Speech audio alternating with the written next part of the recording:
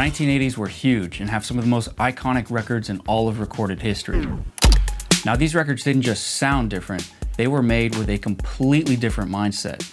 And today we're talking all about why they sounded the way that they did, and most importantly, how you can use these ideas to create tracks like this.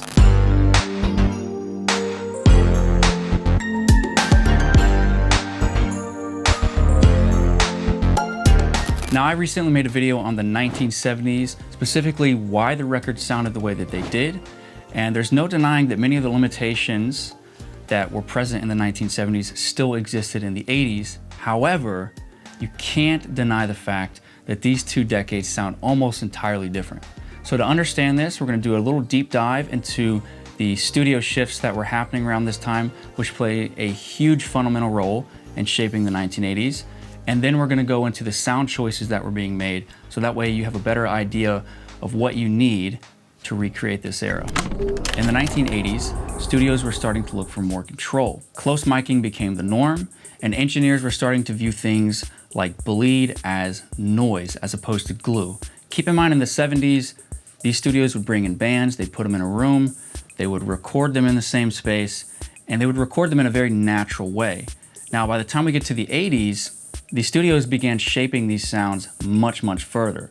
All of a sudden, you could start to see songs being built layer by layer. And a really interesting change is now you could experiment without the band actually playing. So all this goes to say that the processing was now a huge part of the sound design as opposed to just the polish on top. And it's actually where we start to see a lot of parallels with the way that music is made in the current day. Now, the role of the producer had changed quite a bit at this point as well. It was less about managing the musicians, and now it was more focused on sort of creating the identity of the song. Now, to understand why these changes were happening, obviously technology had improved. It was paving the way for more control. Pop music, and I should say the consistency of it, was becoming more in demand. You had things like MTV, songs were competing on that, they were competing on the radio. And another way I like to think of it is all of a sudden, sound identity was becoming almost like a way of branding.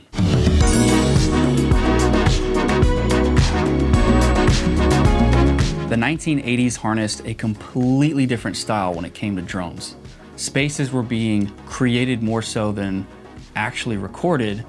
Drum machines were starting to take off, and now all of a sudden, clarity was rising over realism.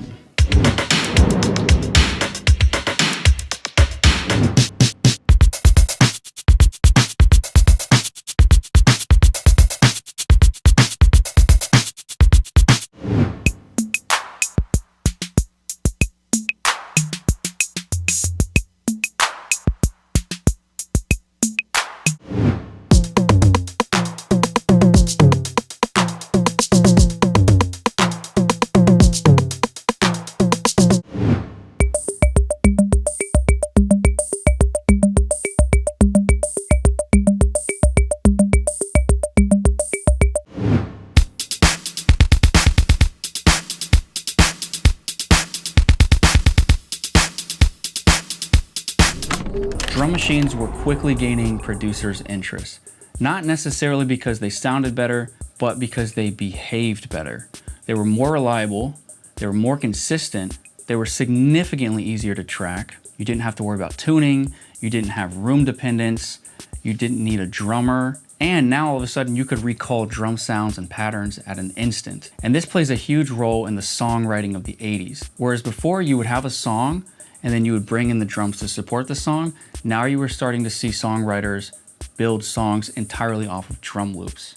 Now, when it comes to tracking live drums, engineers were still close miking, but the big difference was they were tracking drums independent from the rest of the band. Now, this gave them the most control when it came to processing. Whenever I listen to 80s stems, I rarely ever hear bleed from the rest of the band. If anything, the only thing I'm hearing is just headphone bleed. All of a sudden, drums were sounding huge. Things like digital reverbs were coming about. And if that wasn't enough, in 1979, something very special happened, which would completely redefine the way that 1980s drums sound.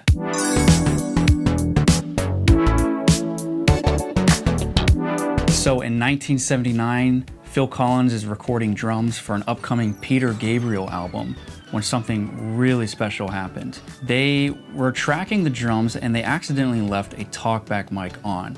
Now, talkback mic, for those of you who don't know, is just a microphone that's placed in the live room where the musicians are. It's a way for the engineers in the control room to communicate to the musicians. Now, these mics tended to have compression on them so that they could pick up everybody in the room, as well as a gate so that when nobody was talking, it would be turned off. But they accidentally left this on, and so when they were recording drums and they listened back on it, they noticed that the drums sounded really big because of the compression, but were still very controlled because of the gate. Take a listen.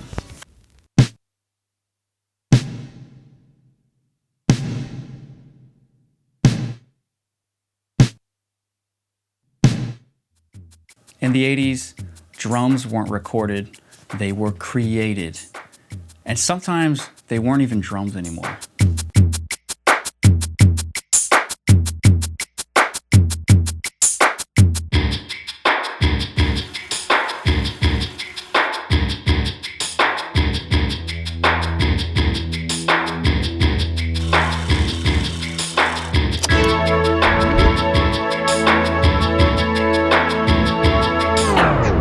Now, synthesizers weren't just adding new sounds. They were changing the way that music was arranged, the way that it was mixed, the way that it was recorded. All of a sudden, you started to see pads replacing guitars, synth basses were replacing bass guitars. We started to see things like sequencers and arpeggiators. One synth could potentially replace multiple instruments, and because of the frequency spectrum, if we take a look at that, they're very, very full. And so they fill a lot of space. And this is a big reason why the 80s sounded so huge.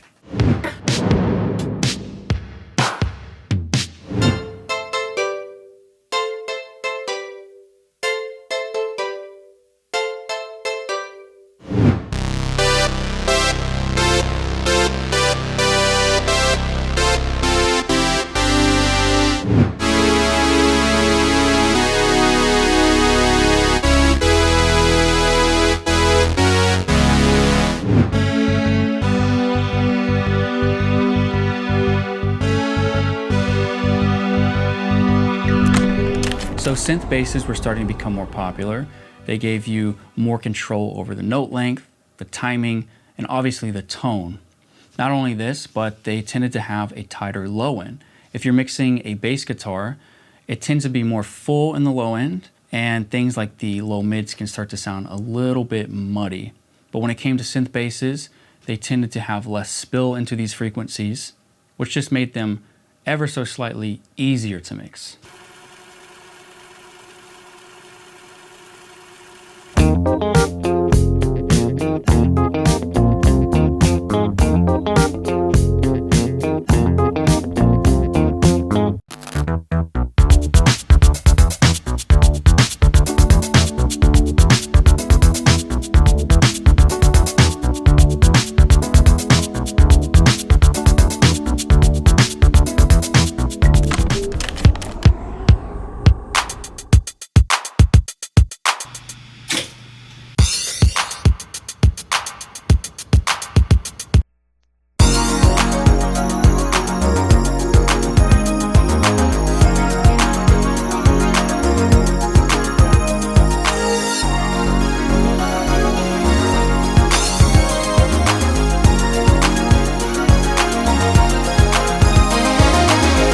I debated a lot on whether I should put guitar into this video, but I think for the sake of keeping it short, I'm gonna save it for another video. So if you guys have anything you'd like to see in terms of guitars, whether it's the 1980s or the 70s, let me know and maybe we'll make a video on it. You don't need a bunch of vintage gear to recreate the 80s. You really just need to redirect your focus.